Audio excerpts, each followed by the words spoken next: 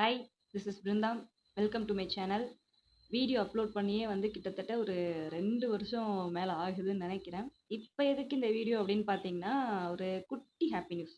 என்ன குட்டி happy news அப்படின்னா, நான் டெட்டு பேப்பர் 2 குவாலிஃபை ஆகியிருக்கேன். 95 மார்க் ஸ்கோர் பண்ணியிருக்கேன். லைக் இதுக்கு படிக்கிற ஐடியா எனக்கு பெருசாக இல்லை. டெட்டு படிக்கணும் அப்படின்ற ஐடியாலாம் நான் இல்லை. அப்ளை பண்ணேன்.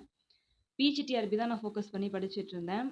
சர்டிஃபிகேட் வெரிஃபிகேஷன் வரைக்கும் போயாச்சு. சென்னைக்கு சர்டிஃபிகேட் வெரிஃபிகேஷன் வரைக்கும் போயிட்டு, பட் அந்த ஃபைனல் லிஸ்ட்டில் நேம் எனக்கு வரல. எதுக்கு இந்த வீடியோ அப்படின்னு பார்த்தீங்கன்னா, இப்போ எதுக்கு இந்த வீடியோ அப்லோட் பண்ணுறேன் அப்படின்னா, நான் எப்படி டெட் எக்ஸாம் கிளியர் பண்ணேன், பேப்பர் 2 எப்படி கிளியர் பண்ணேன் அப்படின்றதுக்காகவும், ப்ளஸ் அது சொன்னால் உங்களுக்கு யூஸ்ஃபுல்லாக இருக்கும். எந்தெந்த லெசன்லாம் இப்போது ஃபோக்கஸ் பண்ணி படித்தா இந்த இம்பார்ட்டன்ட் லெசன்ஸ்லாம் நான் இப்போ சொல்கிறேன். அந்த லெசன்லாம் கொஞ்சம் நீங்கள் ஃபோக்கஸ் பண்ணி அதெல்லாம் நல்லா படிச்சீங்க அப்படின்னா மார்க் ஸ்கோர் பண்ண முடியும். இப்போ டெட் பேப்பர் 2 என்னென்ன மார்க்கு, எப்படி எக்ஸாம் இருக்கும் அப்படின்னா, அப்ஜெக்டிவ் டைப் தான் எக்ஸாம். என்ன மார்க்கு, எத்தனை மார்க் அப்படின்னு பார்த்தீங்கன்னா, ஃபர்ஸ்ட்டு சைக்காலஜி ஒரு 30 மார்க்குக்கு வரும். அடுத்தது தமிழ் ஒரு 30 மார்க்குக்கு வரும். அடுத்தது இங்கிலீஷ். Tamil 30, English 30, psychology 30. அடுத்தது நம்ம சப்ஜெக்ட் ஒரு 60 மார்க்குக்கு வரும். டோட்டலா 150 மார்க்கு. 150 மார்க்குக்கு நம்ம எவ்வளோ ஸ்கோர் பண்ணுறோம்? 75 நம்ம எடுத்தா போதும். அதை தாண்டி நம்ம மேலே நிறைய எடுத்து இதில் ஒன்றும் பண்ண போறதில்ல. 75 எடுத்து குவாலிஃபை ஆனா போதும். இப்போ என்னென்ன லெசன்லாம் இம்பார்ட்டன்ட்னு சொல்றேன். ஃபர்ஸ்ட்டு நீங்க தமிழ் கொஞ்சம் ஃபோக்கஸ் பண்ணி படிச்சுக்கோங்க. தமிழ் இலக்கணத்துக்கெல்லாம் கொஞ்சம் ஃபோக்கஸ் பண்ணி படிங்க நல்லா. இலக்கணம் இம்பார்ட்டன்ட். 12th வரைக்கும் போக வேண்டாம். 10th வரைக்கும் படிச்சாலே ஓகே தான். 10th வரைக்கும் இலக்கணம்லாம் நல்லா படிச்சுக்கோங்க. அடுத்தது இப்போ சோஷியல்ல எந்தெந்த லெசன்லாம் இம்பார்ட்டன்ட் அப்படின்றத நான் சொல்றேன். இத படிச்சா கண்டிப்பா பாஸ் ஆயிட முடியுமா அப்படின்லாம் நான் உத்தரவாதம் குடுக்க மாட்டேன். இது இம்பார்ட்டன்ட் டாபிக்ஸ். இந்த டாபிக்ஸ்லேருந்து கொஸ்டின் வரதுக்கு நெறைய வாய்ப்பு இருக்கு. நெறைய வாய்ப்பு இருக்கு. நான் சொல்ற லெசன படிச்சுட்டு, நல்லா படிச்சுட்டு, அதுக்கடுத்து நீங்க எந்த லெசன வேணாலும் படிங்க. ஓகே. இப்போ வீடியோக்குள்ள போலாம். ஃபர்ஸ்ட்டு ஹிஸ்ட்ரியில எந்தெந்த டாபிக்லாம் படிக்கணுன்றத சொல்றேன். ஹிஸ்ட்ரியில இண்டஸ் வேலி சிவிலைசேஷன். நீங்க டிஎன்பிஎஸ்சி போனாலும் சரி, டிஆர்பி வந்தாலும் சரி, டெட்டுக்கு வந்தாலும் சரி, இண்டஸ் வேலி சிவிலைசேஷன் அப்படின்ற ஒரு டாபிக் ரொம்ப இம்பார்ட்டன்டான ஒரு டாபிக் அப்படின்னு பார்த்தீங்கன்னா, அது இண்டஸ் வேலி சிவிலைசேஷன் தான். இண்டஸ் வேலி சிவிலைசேஷன் 6த்துலயும் இருக்கும். அடுத்து 9த்லயும் இருக்கும். 11த்லயும் இருக்கும். ஸோ இண்டஸ் வேலி சிவிலைசேஷனுக்கு ஃபோக்கஸ் பண்ணி படிங்க. அத நல்லா படிச்சுக்கோங்க. அடுத்த topic Delhi sultanate. Delhi sultanate 7த்ல இருக்கும். அடுத்தது 11த்ல இருக்கும். அடுத்து முகலாயர்கள். அடுத்தது விஜயநகர். இந்த 4 டாபிக் ரொம்ப இம்பார்ட்டன்ட். அதுக்கு அடுத்தது இப்போ 6த்லேருந்து 8த் 6th standard to 8th standard வரைக்கும் இருக்கக்கூடிய அந்த ஹிஸ்ட்ரி டாபிக்ஸ் எல்லாமே இம்பார்ட்டன்ட் தான். அதுல 8வது புக் இருக்கு இல்லையா? 8th standard. அந்த 8th ஸ்டாண்டர்ட்ல ஒரு 4 லெசன் ரொம்ப முக்கியம். 4 லெசன். ஃபர்ஸ்ட் 4 லெசன் 8th புக்ல. ஃபர்ஸ்ட் லெசன் எத பத்தி இருக்கும் அப்படின்னு பார்த்தீங்கன்னா, ஐரோப்பியர்களோட வருகை பத்தி இருக்கும். ஐரோப்பியர்கள் யாரு? போர்ச்சுகீஸ் ஃபர்ஸ்ட் வருவாங்க. இந்தியாவுக்கு வருவாங்க. கடல் வழியா வருவாங்க. காலிக்கட் அடைவாங்க. அந்த 1498ல வருவாங்க இல்லையா? அத பத்தி இருக்கும். போர்ச்சுகீஸ் பத்தி மட்டும் இல்ல. போர்ச்சுகீஸ், டச்சு, டேனிஷ், பிரிட்டிஷ் எல்லாரும் வரத பத்தி அந்த ஹிஸ்ட்ரி அவங்க எப்படி இங்க ட்ரேடிங் சென்டர்ஸ் எல்லாம் எப்படி வச்சாங்கன்றத பத்தி இருக்கும். அடுத்து செகண்ட் லெசன் அதே போர்ச்சுகீஸ் எல்லாருமே பிரிட்டிஷ் எப்படி கொஞ்சம் கேப்சர் பண்ண ஆரம்பிக்கிறாங்க. நம்ம கிங்ஸ் எல்லாம் தோக்கடிச்சிருவாங்க. வார் இருக்கும் நிறையா. கர்நாடக வாரு, மராத்தா வாரு அந்த போர்கள பத்தின லெசன் தான் second lesson. Third lesson British இன்னும் கொஞ்சம் பவர்ஃபுல் ஆயிடுவாங்க. நெறைய டாக்ஸ் போடுவாங்க. அதுக்கு விவசாயிகள் நெறைய புரட்சி பண்ணுவாங்க. பல இடங்கள்ல நெறைய புரட்சிலாம் நடந்துட்டு இருக்கும். அந்த புரட்சிலாம் என்னென்ன புரட்சி அப்படின்றது தேர்ட் லெசன். ஃபோர்த் லெசன் பார்த்தீங்கன்னா, பாளையக்காரர்களோட கழகம், வேலூர் கழகம் அத பத்தி இருக்கும். 8வது புக்ல முதல் 4 லெசன் ரொம்ப இம்பார்ட்டன்ட். அத நல்லா படிச்சுக்கோங்க. அடுத்தது இது ஹிஸ்ட்ரி. ஹிஸ்ட்ரிக்கு இவ்வளோதான். அடுத்து ஜியோகிராஃபி போலாம். ஜியோகிராஃபி பார்த்தீங்கன்னா, ஜியோகிராஃபில ஃபர்ஸ்ட்டு 10th புக்குலேருந்து படிக்கலாம். ஜியோகிராஃபிக்கு ஃபர்ஸ்ட் எத படிக்கணும்? 10த்ல first lesson, second lesson, 6th lesson, 7th lesson. First lesson எத பத்தி இருக்கும்? ஃபர்ஸ்ட்டு, செகண்ட் அப்படின்னா இந்தியாவோட ஜியோகிராஃபி, இந்தியாவோட கிளைமேட் இத பத்தின லெசன்ஸ் 2 லெசனும்.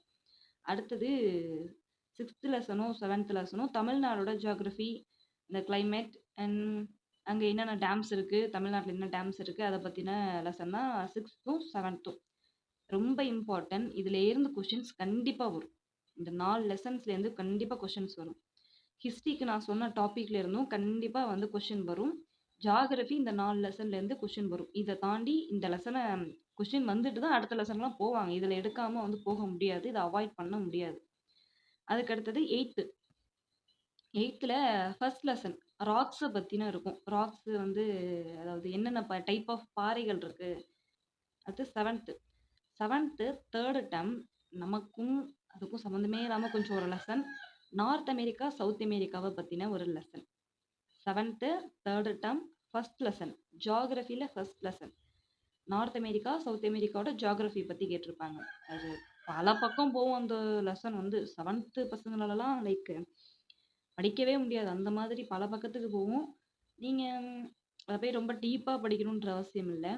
மேப்ப நல்லா அண்டர்ஸ்டாண்ட் பண்ணிக்கிட்டா எழுத முடியும். அங்க என்னென்ன மவுண்டைன் இருக்கு, என்னென்ன ரிவர்ஸ் இருக்கு. எக்ஸாம்பிள் மிசிசிப்பி, மிசௌரி ரிவர் ரொம்ப இம்பார்ட்டன்டான ரிவர் நார்த் அமெரிக்கால.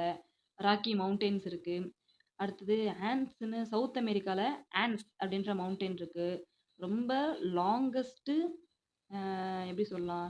தொடர்ச்சியா இருக்கிற மலைகள் இருக்கு இல்லையா? அந்த தொடர்ச்சியான இருக்கிற மலைகள் ஐ திங்க் வேர்ல்டு லெவல்லே ரொம்ப பெரிய தொடர்ச்சியான மலைன்னு நெனைக்கிறேன். கேப் இல்லாம தொடர்ச்சியா இருக்கக்கூடிய மலைகள் அது.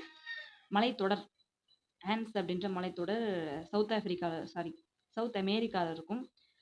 அந்த லெசன் வந்து இம்பார்ட்டன்ட். அதுலேருந்து இந்த ஆண்ட்ஸ் மவுண்டைன் பத்தி தான் ஒரு கொஸ்டின் வந்து நான் எழுதும்போது வந்து கேட்டிருந்தாங்க.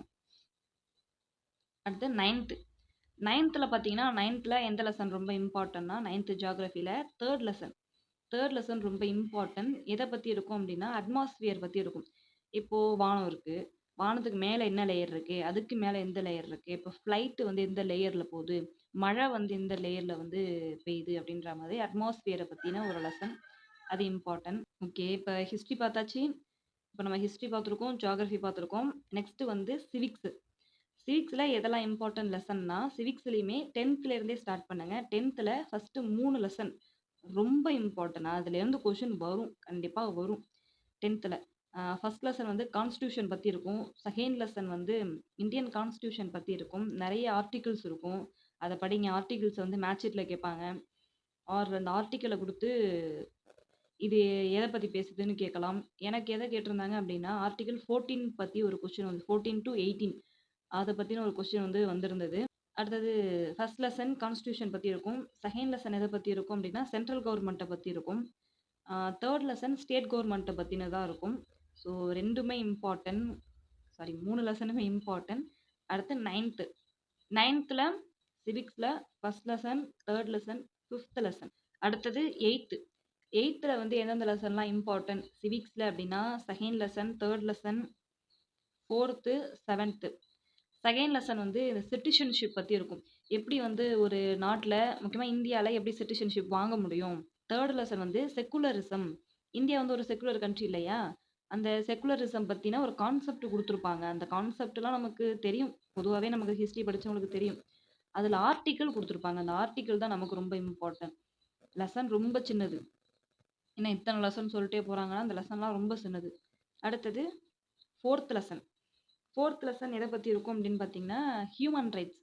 Human rights important. பட் எனக்கு நான் எழுதும்போது அந்த கொஸ்டின்ஸ் ஹியூமன் ரைட்ஸ் பத்தி கேட்கல.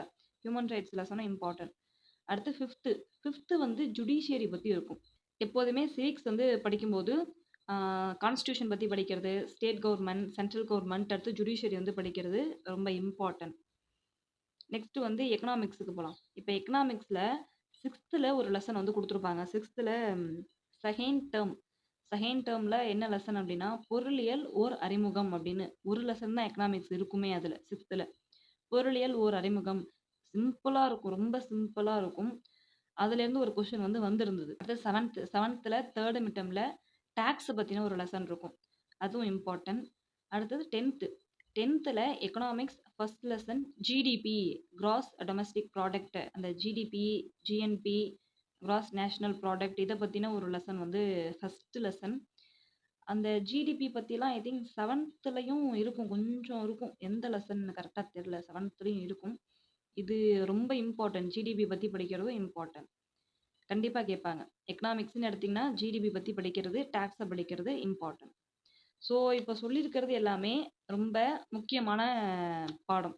நீங்க இத வந்து கான்சன்ட்ரேட் பண்ணி நல்லா படிச்சுட்டு, உங்களுக்கு இன்னொரு வந்து டெஸ்ட் வந்து போட்டு பார்க்கணும். எங்கேயும் வந்து நான் அகாடமில ஜாயின் பண்ணல. என்ன பண்ணலாம் அப்டின்னா, ChatGPTட்ட நீங்க டெஸ்ட் கேட்டீங்கன்னா, அதுவே அனுப்பும். சிம்பிளா தான் அனுப்பும். நீங்க கொஞ்சம் இன்னும் கஷ்டமா கேளு. ஒரு டெஸ்ட்ட வந்து பேசிக்கா எழுதிட்டு, இன்னும் கஷ்டமா கேளு, இன்னும் கஷ்டமா கேளுன்னு அடுத்தடுத்தது கேட்கும்போது ரொம்ப கஷ்டமாவும் கேட்கும்.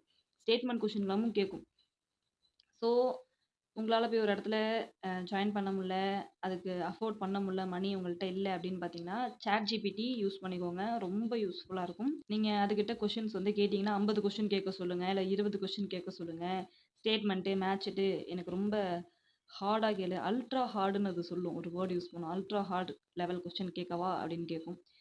ஸோ, அந்த மாரி கஷ்டமா கேட்க சொன்னீங்கன்னா, அது கேட்கும். படிங்க.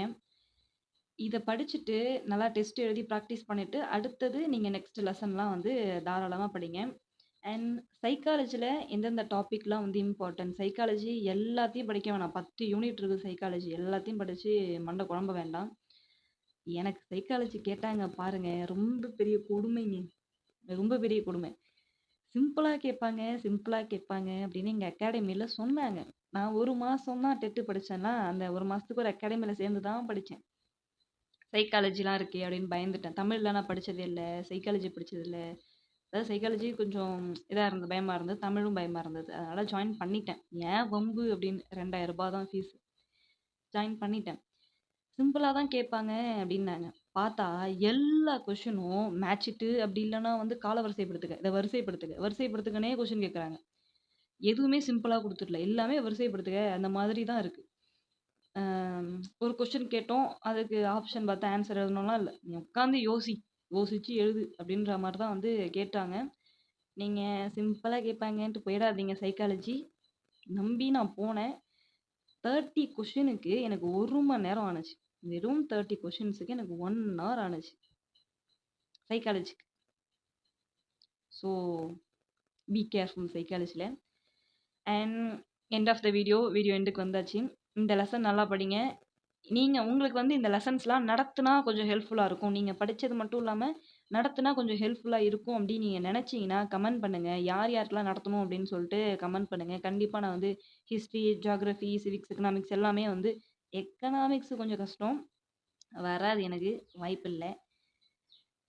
மத்த சப்ஜெக்ட் வந்து ஹிஸ்ட்ரி, ஜியோகிராஃபி, சிவிக்ஸ் 3லுமே வந்து நான் வந்து நடத்துறேன் கண்டிப்பா. வேணும்னா கேளுங்க. நெறைய கமெண்ட் வந்தா, எல்லாருக்கும் நெறைய பேருக்கு தேவைப்படுது அப்படின்ற பட்சத்தில, கண்டிப்பா ஒரு ஒரு லெசனையுமே நான் வந்து என்ன பண்றேன்னா, நடத்தி அப்லோட் பண்றேன். வீடியோ அப்லோட் பண்றேன். Thank you very much and all the best. நல்லா பண்ணுங்க.